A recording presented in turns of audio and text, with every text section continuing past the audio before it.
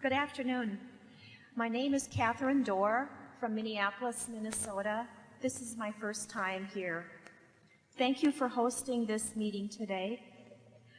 With the political and financial and corporate developments since September 11th, I am thankful every day that persons of your integrity and the managers that you have are still managing my inheritance money.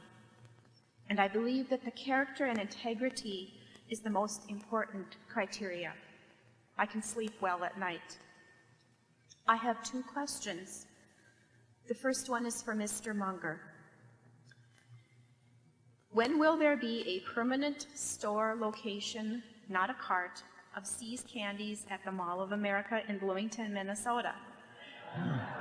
This is the largest indoor shopping mall, I believe, in the country, and hosts thousands of domestic and foreign visitors each year. A hint, you can sell See's Candies to other nationalities when they visit us. Also, is it possible for Costco stores to sell See's Candies? Since Mr. Munger has a shareholder interest in Costco, I would be interested in his answer. We could sell related products in our system. And I'll wait for his answer to ask the second question to Mr. Buffett. The short answer to your questions is that under our decentralized system, decisions of that kind go rightly to the person in charge of See's, who's here, Chuck Huggins. He may not be here through this afternoon session. He may have some limited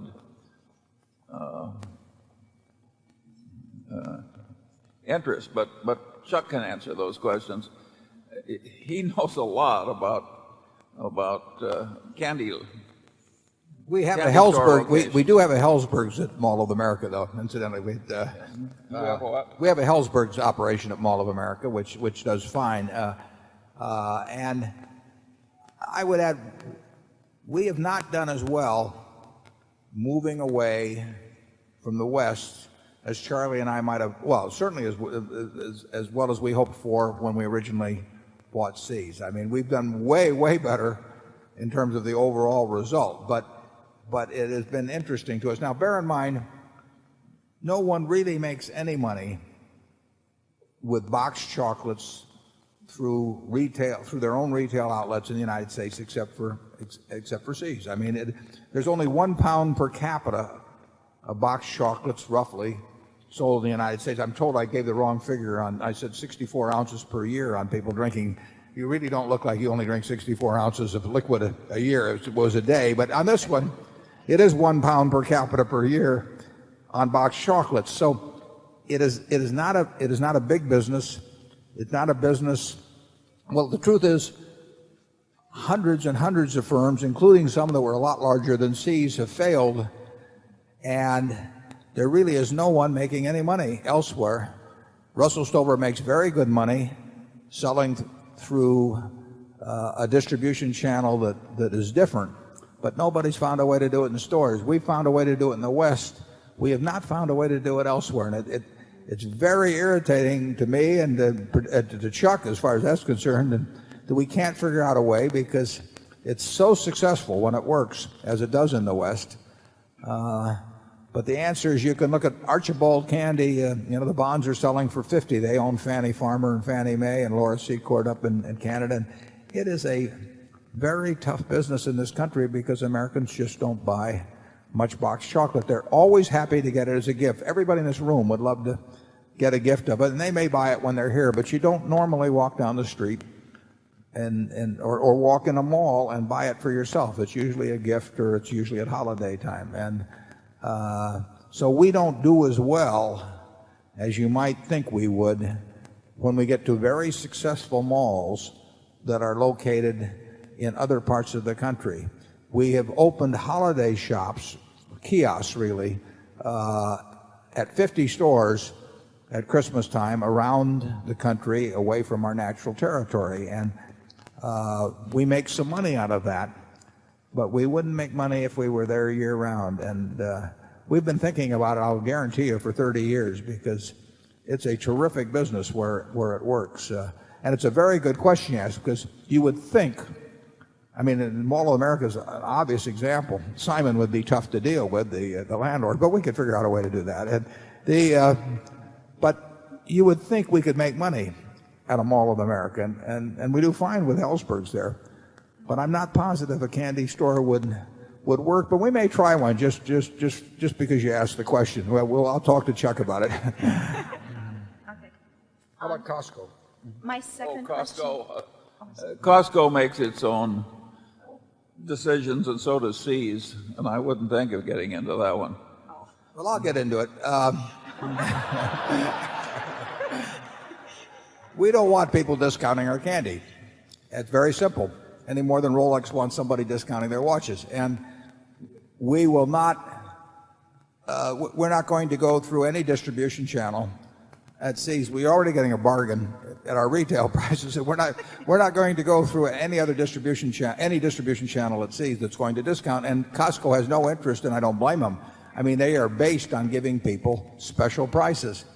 And that's fine, and God bless them, and we'll buy things from Costco, but we're not going to sell a product where the price is part of the integrity of the product. We're not going to sell it through a distribution system where discounting is basic to their whole approach. Costco is a wonderful operation, and Sears is a wonderful operation, and never the twain shall meet. Very logical. My second question is to Mr. Buffett. Since I am a new shareholder, and because this is my first attendance here, I am not sure if this question has been asked before or not. And if it is addressed in your publications, I may have overlooked it, so please bear with me. This is on the relationship between the A and the B shares. On page 1 of the booklet, it states, quote, "Each share of Class A stock is entitled to 1 vote per share, and each share of Class B stock is entitled to 1/200th of 1 vote per share." Close quote. Calculating the voting weight per share would therefore be 200 Class B shares equaling 1 vote equally weighted of 1 Class A share. However, the Class B share price is 1/30th, traditionally, of a Class A share. Given that the B share owners are purchasing into the same corporation and assets as the A share owners, and the cash is just as green no matter which share you buy, therefore, it would be logical that the voting weight and price relationship of the shares be proportional all around, either 1/30th or 1/200th of pricing and voting weight respectively. The question therefore is, why are the B shares not given voting weight of 1/30th instead of 1/200th? Or conversely, why the B shares are not priced at 1/200th of an A share? This may or may not be popular depending on which share you own. And I would appreciate your insight on that. Yeah, thanks. It's a good question. You may not be aware of the history of the issuance, but we issued the B shares. There were no, I mean, they're just a common share, so we renamed the old shares A shares. But we issued the B shares, whatever it was, 7 or 8 years ago, Charlie, something like that. And we did that in response to some people, particularly a fellow in Philadelphia, who we felt was going to induce people who really didn't understand Berkshire at all into a terribly expensive way of owning tiny pieces of Berkshire, probably sold on the basis of an historical record that we did not think was representative of what could be incurred in the future. In other words, we were disturbed by somebody who saw a chance to make a lot of money off of people who were really uninformed, using our stock as the vehicle, and we were going to reap the unhappiness of those people. Subsequently, they're going to run into tax problems and various administrative cost problems and so on. So to ward that off, and only to ward that off, I mean, we issued the B stock, which effectively put that fellow out of business because it was a better vehicle for doing what he was going to try and get people to do at great profit for himself. And when we issued it, it had not existed before, and we put 2 differences in it from the A stock. A, we wanted to create a lower value per share, so we did it on a 1/30th basis. At the time, it was around $1,100 or thereabouts because the A was selling for in the low 30,000. But we put on the prospectus, which is a very unusual prospectus in other respects. We put on there we were going to differentiate the stock in only two ways. But we were going to differentiate it in those two ways. And one was the voting power, because we didn't want to issue the stock and we didn't want to change the voting situation much. And the second way was in terms of the designated charitable contributions, which the A was going to continue to enjoy and the B would not participate in. And the reason the B wasn't going to participate in it is because the amounts would have gotten to a point that would have been an administrative nightmare. I mean, this year we designated $18 on the A shares. We've got a lot of one-share B holders, which would be 60 cents, and it just doesn't make any sense. And we saw that, so we just said if you buy the B shares, you're buying into an instrument which economically is equal to 1/30th of an A. In voting, it is not equal to 1/30th of an A because we don't want to change the voting that much. And it has a slight economic difference in terms of the fact it doesn't get to participate in the charitable contributions program, which is a very small item relative to the whole capitalization, but it's something. But we do not, you'll notice our A and B, compared to other companies that have different voting arrangements. I was just looking at one the other day where the premium for the voting stock is 10 or 12% or something like that relative to economic interest. That's because people assume that if the company's ever sold or anything like that, the guy that owns the A will get treated better than the B. And Charlie and I have been in a situation where we got somewhat taken because of a relationship like that. We will treat the B exactly as the A, except for those two things which at the time of issuance we set out as being differences. And those two items everybody saw coming into the picture, and they're going to stay. They will stay as part of the picture.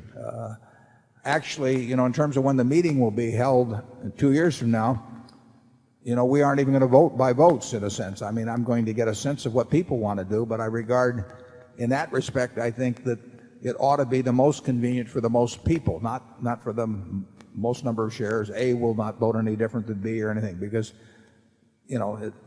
you're all individual people, and I want whatever works best for the most. But in terms of those two other items, they were set out that way, and they'll stay that way. If we'd set out a different, we would not change the relationship once of the two stocks. Once they were issued, we would not benefit one relative to the other. But those are the terms of the two. Charlie? Yeah, we had to issue the B stock to frustrate the ambitions of this jerk promoter, and yet we didn't want to split the A stock down to all of it down to tiny little fractions, which would have frustrated him but forced us to have a stock split we didn't want.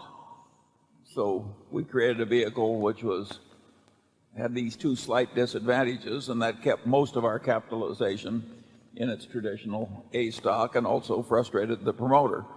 It's an historical quirk. It's an accident of life. And the B is sold at a remarkably consistent relationship to the A. The discount got as low or as high, I should say, as I think it was over 4% for a small period of time. But it's generally speaking, the B is sold at parity to very slightly below parity, and indeed A shares get converted to B, and that would not happen unless the B were at parity. So I think it's worked out pretty well. I mean, we backed into it, but I don't think anybody's been disadvantaged by it.